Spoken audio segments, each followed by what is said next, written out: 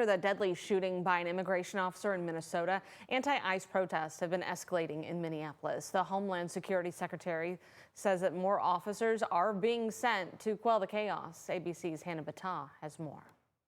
Tensions running high nationwide as anti-ICE protests grow after the fatal shooting of 37-year-old Renee Good. Demonstrators from New York to Los Angeles demanding justice. I don't care what side you're on, nobody should have to die that way.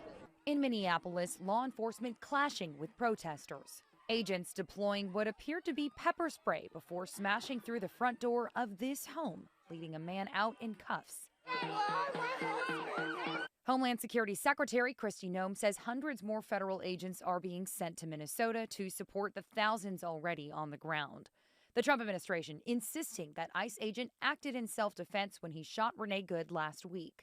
I truly believe this officer, in his mind, thought his life was in danger, which allows him to use lethal force. Lawmakers in Minnesota insist Good did not commit any offense and are calling for transparency in the FBI's investigation. How can we trust the federal government to do an objective, unbiased investigation without prejudice when at the beginning of that investigation they have already announced exactly what they saw, what they think happened?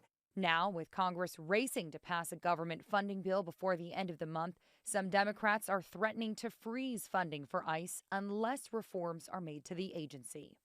Hannah Battah, ABC News, New York.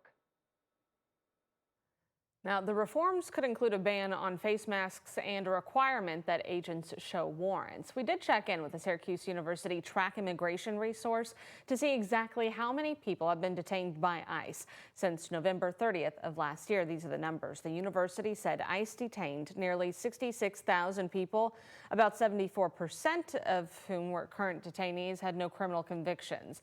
There were 500,000 recorded immigration court cases last year. Only 1.6% of those cases were based on criminal activity. Now, here in Kentucky, the Boone County Jail has the highest number of ICE detainees in the state. As of November of last year, 195 ICE detainees are being held in that jail.